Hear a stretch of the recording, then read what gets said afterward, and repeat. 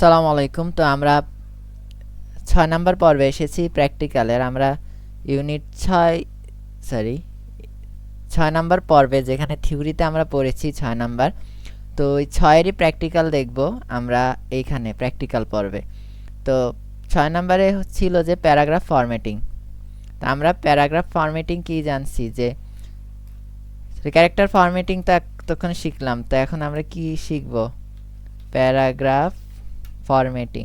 ওকে, তো paragraph formatting কাকে বলে এটা তো পড়েছি যে ডকুমেন্টকে একাধিক অনুচ্ছেদ যেটা থাকবে সেগুলোকে সাইজ করা, সুন্দরভাবে সাজানো। তো এর মধ্যে আছে কি অ্যালাইনমেন্ট।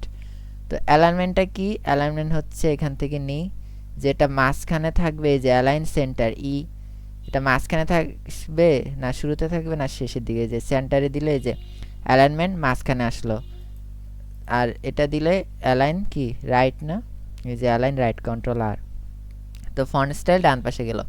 তো কন্ট্রোল আর কন্ট্রোল ই এগুলো শর্টকাট দিয়ে কন্ট্রোল আর কন্ট্রোল ই, কন্ট্রোল কত কি লাগছে এখানে, কন্ট্রোল এল দিলে হবে, কন্ট্রোল ই দিলে মাঝখানে আসবে, কন্ট্রোল আর দিলে ডান পাশে যাবে, কন্ট্রোল আর কন্ট্রোল ই কন্ট্রোল এল।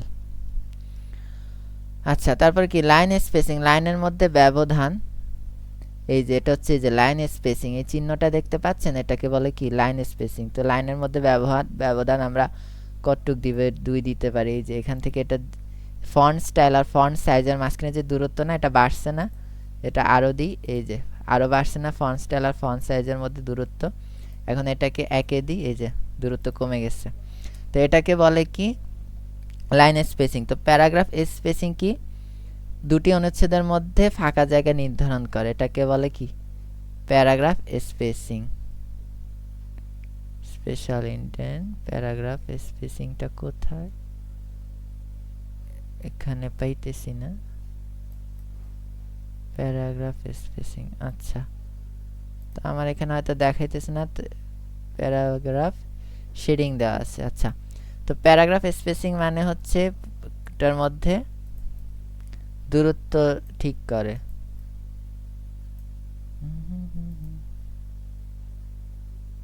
প্যারাগ্রাফ স্পেসিং এই যে এখানে প্যারাগ্রাফ স্পেসিং, নো স্পেসিং দিছি, এজন্য ইয়া হয়ে গেছে। ব্যাক যাই, কন্ট্রোল জেড দিয়ে ব্যাকে গেলাম। তো এখন প্যারাগ্রাফ স্পেসিং বুঝলাম। ইনডেন্টেশন, অনুচ্ছেদের শুরুতে কি পরিমাণ ফাঁকা জায়গা রাখবো সেটাকে বলে কি ইনডেন্টেশন। এই যে ফার্স্ট লাইন, সেকেন্ড লাইন,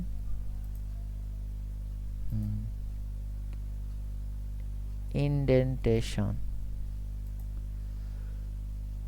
তো প্যারাগ্রাফের শুরুতে কেমন ফাঁক রাখবো এটাকে বলে ইনডেন্টেশন। এটা আমরা পড়েছি, left right indent, first line indent, যে এই যে ইনডেন্টেশন বর্ডার দিয়েছি, যে ফার্স্ট লাইন ইনডেন্ট, একটু ফাঁক আছে না, এই যে এটাকে বলে ফার্স্ট লাইন ইনডেন্ট। বর্ডারটা ক্লোজ করে দিই, কন্ট্রোল জেড, পিছাও। ওকে, তো বুলেটস অ্যান্ড নাম্বারিং তখনই পড়লাম। এখান থেকে আমরা কি দিব, এই যে বুলেট দিব, বুলেটগুলো আমরা নিয়ে নিতে পারবো, কোনো সমস্যা নেই। এরপরে যত দিব তত বুলেট আসবে। আর নাম্বারিং, তো নাম্বারিং এখান থেকে আমরা যে কোনোভাবে দিতে পারি, এবিসিডিও দিতে পারি, এরপর আমরা গেলে বিসিডি এভাবে আসবে। তো আশা করি এগুলো পারবো। Bullets, borders and shading. শেডিংটা কি? বর্ডার অ্যান্ড শেডিং,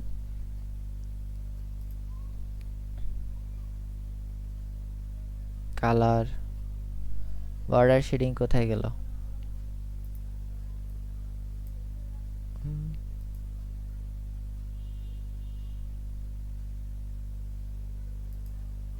এই তো দেখলাম,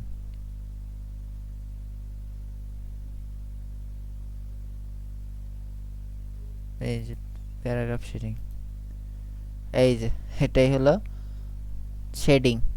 ব্যাকগ্রাউন্ডের রং কেমন হবে? আমার ব্যাকগ্রাউন্ডের রং নীল দেই, এই যে নীল হয়ে গেছে। না, নীল দেব না, সরি, নীল দেব না, হলুদ দিব, হলুদ হয়ে গেছে। আরও দিই, এটাকে বলে কি শেডিং। আর বর্ডার তো নাই, তো বর্ডার কিভাবে দিব? বর্ডার দিলে তখন বর্ডার হইতো, যেহেতু বর্ডার দিই নেই তাতে আর লাগতেছে না। তাহলে বর্ডারস অ্যান্ড শেডিংও শেষ। তাহলে বুঝলাম কিভাবে কি করব। আর বাস্তব উদাহরণ তো বলছি, ইন্ডেন্ট স্পেসিং এটা আমরা করে নিব, বাদ বাকিগুলো বুঝবো। তো আমাদের 6 নাম্বারটা এখানেই শেষ। আমরা পরবর্তীতে দেখব কিভাবে 7 নাম্বার অধ্যায় বা 7 নাম্বার পর্বে কি আছে, এটা প্র্যাকটিক্যালটা করব। তো আল্লাহ হাফেজ।